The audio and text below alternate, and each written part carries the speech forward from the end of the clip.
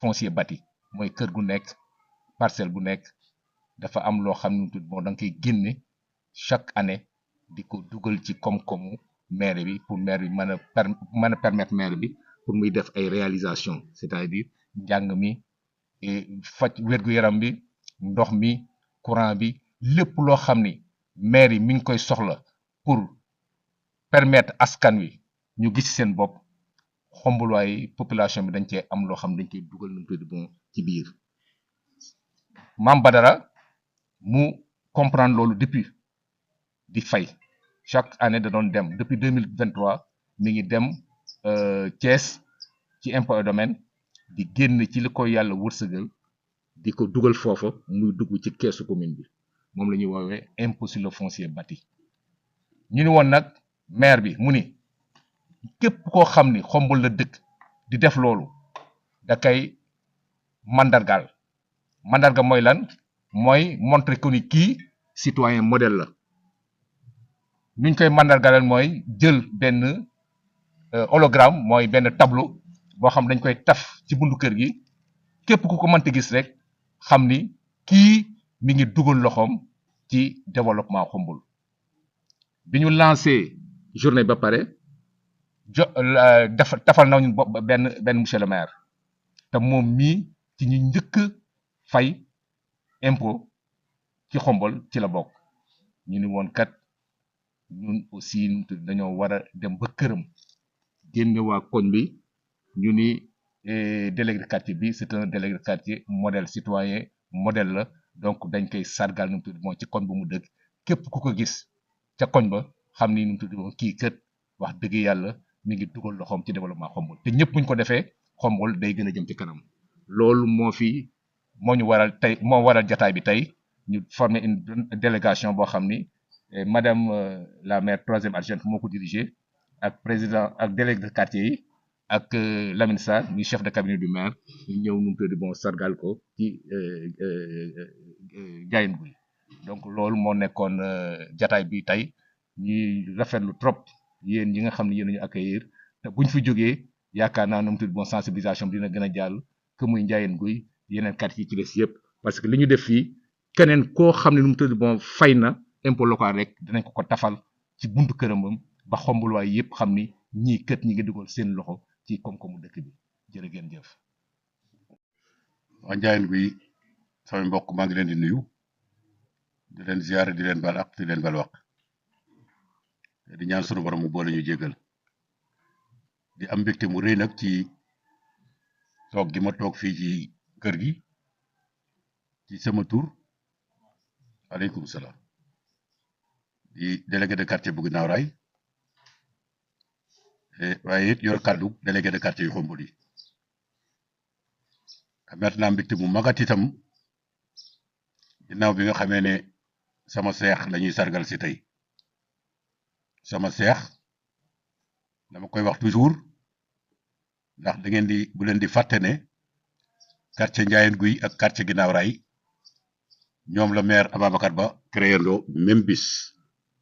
kon buñ doon ay doom aadama dama naan ay seex lañu góor ak jigéen la ñoo bokk benn biir ñoo juddoondoo ci benn waxtu quartier Guinaw Rail ak quartier Ndiayène Gouye loolu it damay bëgg mag ñi di ci bàyyi xel ba ñaari xale yi bu ñuy dem ci terrain bi di football yi ñu leen di xamal loolu bu ñu koy xam dana faral di wàññi tension yi nga xam ne nii mooy am ci diggante match nawetaan yi diggante quartier ak quartier nañu xam ne waa Guinaw Rail ak waa Ndiayène Gouye ay seex lañu bu ñuy football ay doomi day lañu ko buy jumelage di am ak yu mel noonu ñaari quartier yi ñoo ko fi war a jëkk a tàmbale loolu di mbégte mu rëy kon jaadu na itam bu ñu tafalee délégué de quartier bii hologramme moom tey li rafet mooy bu subaa ngeen ñëw tafal ba man tamit ngeen tafal Guinaw Rail loolu laa bëgg def xam naa suba dimanche la mais kon te tey guddi na xam naa dañ koy bàyyi altine rek ngeen ñëw tafal ma man tamit bu ko defee itam yeneen délégué de quartier yi topp ci parce que lii itam lu am solo la ndax nit kilifa da koy niru xañ na moom def na li koy sorket ni ko président waxee ba ñu ne banque leen seeni tànk fekk na moom mu lem bopp ba yesam ba toog ci bu yàgg lii maire indi ren ne naatal natt impôt ngir naatal dëkk bi loolu lay tekki na kenn ku nekk natt impôt bu ko defee impôt yooyu buñ ko nattee ci la ñu mën a naatal dëkk bi moom nag daana fekk muy natt impôt daaw ak daawaati ji kon Badara mii bokk na ci ñi war a taxaw ci tali bi ëllëg ne maire bëgg naa tali ginnaaw Njaayeen Guy maire bëgg naa ay lampe Njaayeen Guy maire bëgg naa robinet Njaayeen Guy maire bëgg naa école Njaayeen Guy ndax li ko war moom ci diggante ak maire bi def na ko kon nag Abdou Diouf da daan wax naan ku def la la war laaj sa wareef boo defee sa warugar mën ngaa laaj sa wareef kon Badara exemple la ñu ngi lay sant di la gërëm ñaax nga ñun délégué yi waaye it yaakaar naa ne ñaax nga askanu Njaayeen Guy yëpp ak population Xombol yëpp yàlla nañu yàlla gën a jàppale ba kenn ku nekk jaar ci tànk yi nga jaar ndax loolu bu ñu ko defee moom moo mën a jëlee Xombol fii ñu nekk yóbbu ko fi nga xam ne nii moom la maire bi di wax di ko jëfe muy slogan bi di Xombol sur orbite te ñu ngi ci yoon wi kon nag maa ngi wàccee kàddu gi foofu di sant di gërëm vraiment di ñaanal ñëpp ñu def ni moom salaamaaleykum wa rahmatullah mbooloo mi asalaamaaleykum wa rahmatullah ñu ko waxee sànq ñoo leen di dalal jàmm fii ci Kër Massokhna Massokhna nekk premier habitant Njaayeen ñu demoon nag ba ca at yële xanaa booba sax daanaka peut-être suñu ay génération yi boobu koñ bi bari na ay guy nag gaañ yi feneen yeneen koñ yi ku bëgg buy rek yi nga koy wute si maa ngi dem Njaayeen Guy ba léegi tur boobu moo sax waaye ki fi jóge léegi fi romb léegi muy sama cousine Aïcha Dieye bàjjanam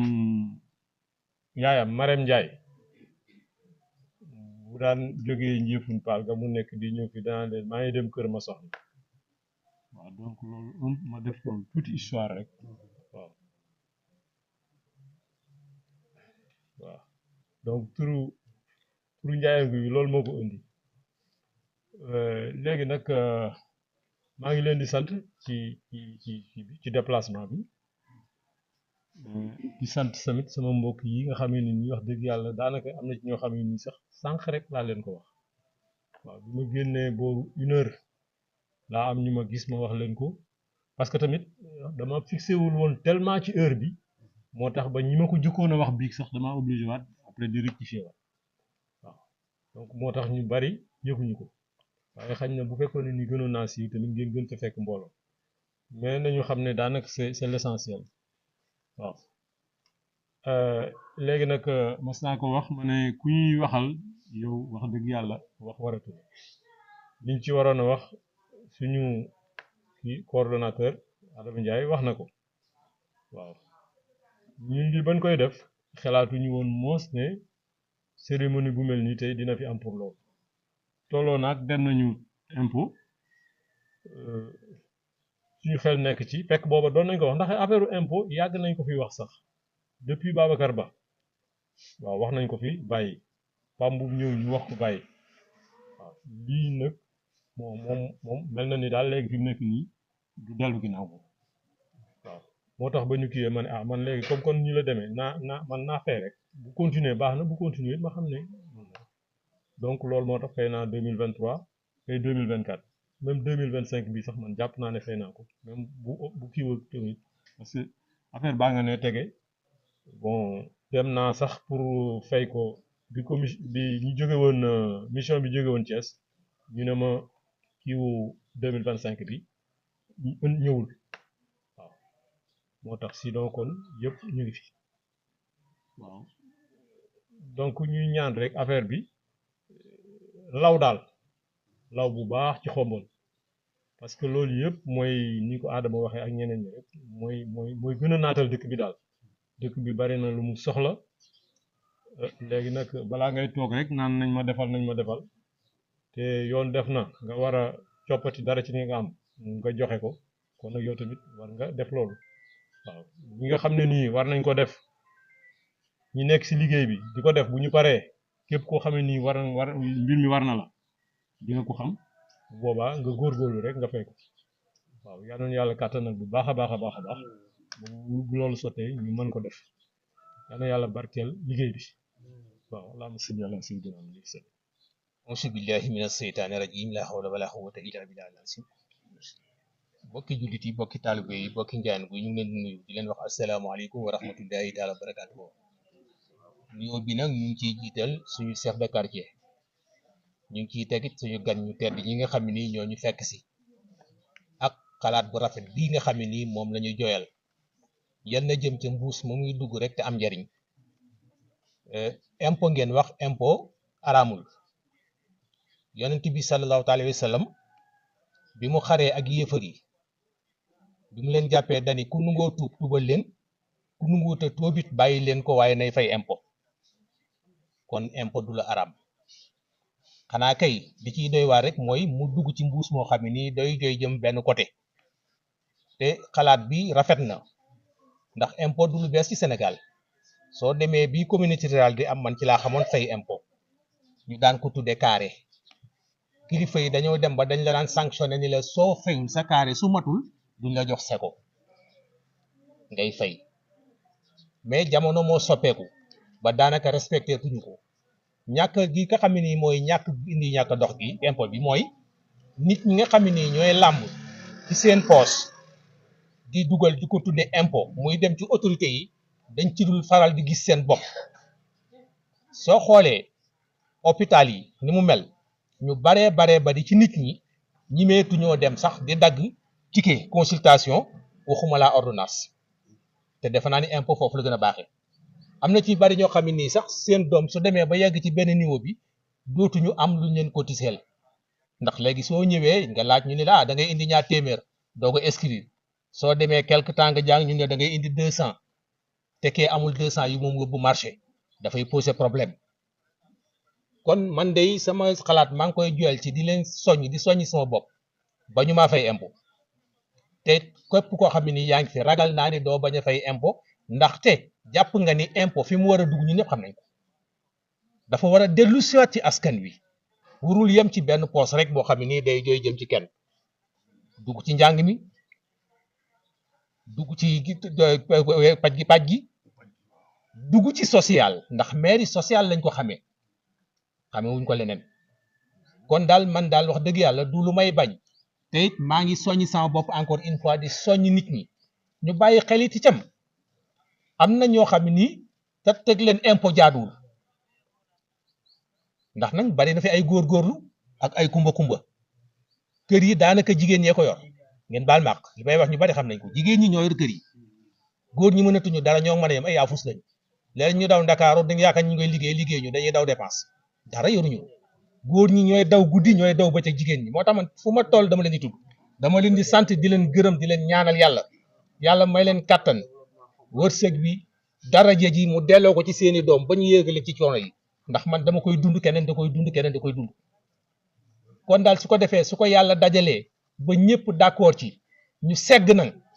ñi nga xam ne ni mën nañu ak ñi mënul man su boobaa yàlla naa bokk ci ñi man Badou ñu ngi lay gërëm ci loolu wax dëgg yàlla li nga def ba tax lii am tey ndax defaloo ko sa bopp daanaka ndax li ñuy wax naan mooy ku wax feeñ ñun xamuñu ko woon waaye siggi nañ ci lii nga def nii tey ba tax ñi ñëw taxaw fi di wax lii tey loolu tubaab naa nous sommes fiers waaw dëgg nañ ko wax loolu moo gën ndax soo ko defuloon manoon nga ko def manoon am na fii say nawle yu fi nekk ñu ko man te defuñu ko kon soo ko defee tey ba ñu wàññeeku ñëw fii taxaw nga toog ak waa Xombal waa Njaayeen Guy ñuy wax lu mel nii wax dëgg yàlla dañ ciy sant di ko rafetlu bu baax a baax kon nag dama yóbboo ni daal soo yóbboo nekk pilote bi koñ bi dara umpale ci ñi man xam nga leen ñi mënul xam nga leen kàddu yaa ngi bëgg a gudd ngeen baal maaq su jubee ñu sante ko borom bi subhanahu wa taala su fekkee ni itam dëng na ñu xam ni doomu aadama matay rek mooy wax asalaamaaleykum. salaamaaleykum mbooloo mi ku ci nekk ñu ngi lay nuyu ci sa tur ak ci sa sant di jaarale nuyoo bi ci délégué de quartier nga xam ni suñu wéyjur la muy Badara Ndiaye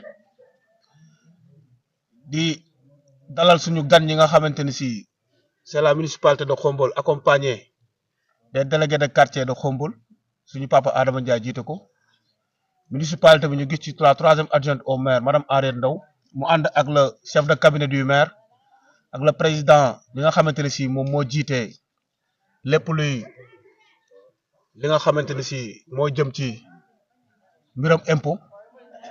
kon donc sama wax dama koy accentuer ci lenn rek am fierté ci dëkk Ndiayène Gouye déjà ndax ki nga xamante ne si moom moo njëkk a wane exemple bi muy délégué de quartier de Ndiayène Gouye maanaam li ko papa Bakka Seck waxee sànq rek defal lu ko boppam Ndiayène Gouye yëpp la ko defal kon donc dañ ciy am fierté di am contentement di wax ni que li nga xamante ni si moom la def heureusement ba mu jiitoo ci moom parce que tey bu ñuy wër ci koñ bi di def ay recensement wala nangam sangam moom ci moom la ñu war a commencer parce que moom mooy la personne morale kon donc heureusement ba mu commencé ci moom di ko rafetlu bu baax a baax di sant tamit je pense que ni damay wax tamit ci turu conseil de quartier bu Ndiayène Gouye parce que je suis le vice-président du conseil de quartier le président déggante nañ tey sànq Ahmed Diagne Diop mais dafa am ay gàllankoor je pense que ni mën na ñëw en cours de route kon donc ñu ngi wax au nom de tous les jeunes yi nga xamante ni si ñoo dëkk fii ci Ndiayène Gouye message bi jàll na ku ne xam na ne heure bi Ndiayène Gouye du ci bëri ñëpp xaaj bi yëpp 80% ay ouvrier lañ te ñu bëri wàccaguñu kon donc je pense que ne information bi jàll na bu baax a baax te yaakaar naa ne booy yi nga xamante ni ñooy étudiants yi di ñëw fii ci koñ bi def recensement bi sama yaakaar bu baax a baax duñ fi am benn jafe-jafe sa information bi jàll na bu baax a baax kon donc ñu ngi jaajëfal ñëpp di remercier sunu wayjur yi nga xamante ni si wax dëgg yàlla heure suñu wootee tamit ñu dagg seen yi te ñëw ku ne xam na ni temps dafa xat mais ñoom heure su délégué de quartier wootee boo ñëwee di nga leen fi fekk di leen jaajëfal di leen yàlla wax yàlla na leen fi yàlla bàyyi kàttanal leen ñu gunge ñu ba ci kanam di am fierté tamit ci délégation bii ñëw muy délégation municipale bi di am tamit contentement comme ni ko waa ji waxee sànq am nañu ko essayé sànq jaaruñu fi mais je pense que ni yàlla mooy doog a dogal ni ñii nga xamante ni si ñoo fi ñëw ñoom ñoo koy réussir te yàlla na réussir li nga xamante ni si ñoom war nañ ko def ci dëkk bi comme ni ko paa bi waxee sànq nit bala ngaa laaj li nga xamante ni si moo la warloo ak dëkk bi da ngay def li la war ba pare te li la war natt impôt ci la bokk kon donc je pense que ni kenn du ko bañ waaw parce que Ndiayène Gouye nag wax dëgg yàlla ni ko Pape Bakka waxee sànq dañoo nekk quartier boo xam ne nii dañoo yéex a judd comme ni ko père Aada waxee waaye tamit ginnaaw raay ñoo juddoondoo ñoo seexandoo mais moo ñu raw ci côté infrastructure ku ne xam na ni dañoo xaw a tardé ci lu bari kon donc wax dëgg yàlla lii nga xamante ne si tey bu ñu ko defee mu nekk loo xamante ni si lu am solo lay doon nañ ci bàyyi xel Ndiayène Gouye bu baax a baax a baax jërë ngeen jëf. maa ngi nuyu ku nekk ci turam ak santam di jiital ci nuyoo bi délégué de quartier bi nga xam ni moo ñu tax a jóg tey jël nuyoo bi di ko teg ci loxoom jaaraleel ma ko ci coordinateur des délégués nga xamante ni ñoo ànd ñëw fii tey ci Ndiayène Gouye ñu fekk fi sunu kilifa yu baax yi ñu fi fekk ñuy kontaan bu baax ci seen teewaay di leen sant bu baax di leen gërëm ndax duñ ni guleet saa yu ñu doxee jëm si ci Ndiayène Gouye rek saa yu ñu ñëwee dañ leen di fekk ngeen recevoir ñu dalal ñu ñaanalaat ñu gunge ñu bu ñuy dellu kon loolu ñu ngi ciy sant bu baax di leen ci gërëm bu baax a baax a baax di am kontante bu baax teew fii tey ci lii nga xamante ni day doon projet boo xam ni projet bu am solo la ci nga xamante ni dafa jëm ci li nga xamante ni mooy développement local nag buñ ko waxee yëfi ku nekk la ndax ku nekk rek ci gox ba nga dëkk bu doon sa sagoo dañ koy séen fu sori gis mu am innovation yu bari kon alhamdulilah ba nga xamante ni monsieur le maire ba mu ñëwee daf ko def projet phare ndax ku ni fiscalité xam ni day dugal koom ci askan koom boobu nag daf ko innové waat ndax ni ko kilifa gi Seck waxe léegi yàgg na noo dégg impôt mais bu njëkk bu naan impôt ku nekk saw fit da daan dem ndax ca anam man ko daan defe moo xaw a diis lool xawoon tiital nit ñi waaye bi yoon dañ ni contribution locale nañ wax contribution boo xamante ni yow yaay def ci sa teyu bakkan kon alhamdulilah ba tonton Badara tey njëkke exemple boo xamante ni exemple bu ñuy saluer la rawatina fii ci Ndiayène Gouye ndax bu ñu defee tuuti fàttaliku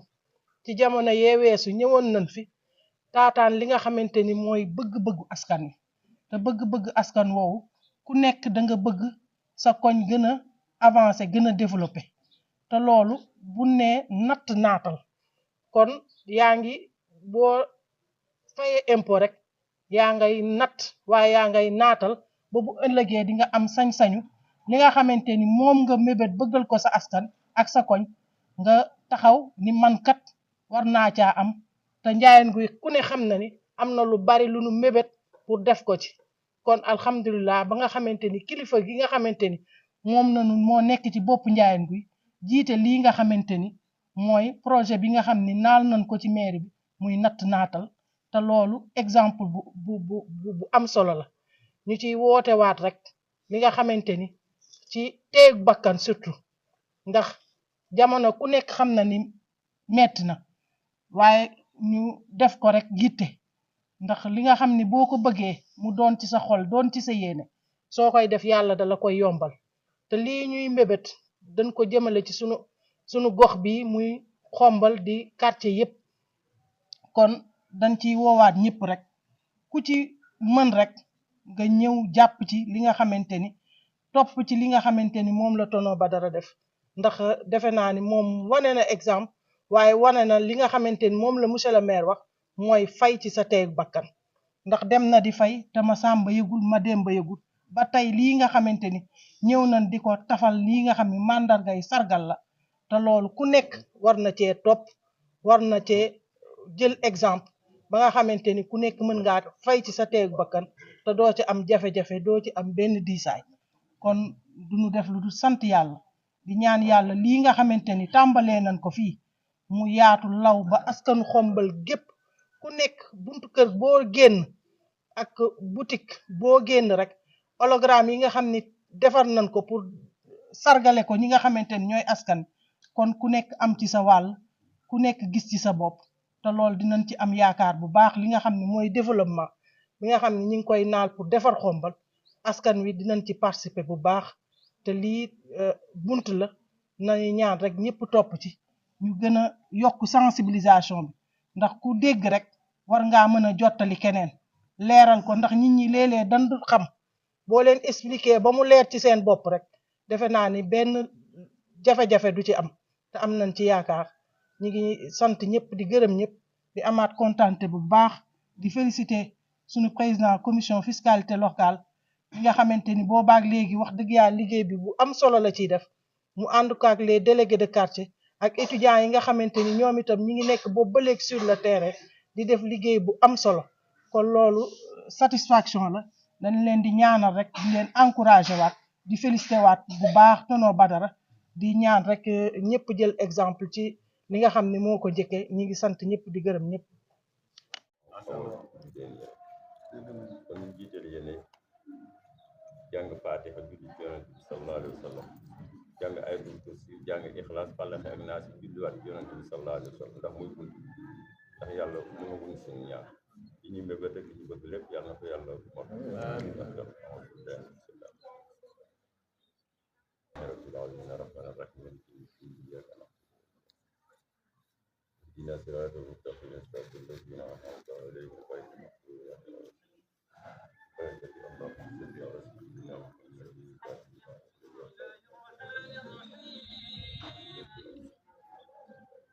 الله لا إله إلا هو الحي القيوم لا تأخذه سنة ولا نوم لا يأتيه يوم السلام على المرسلين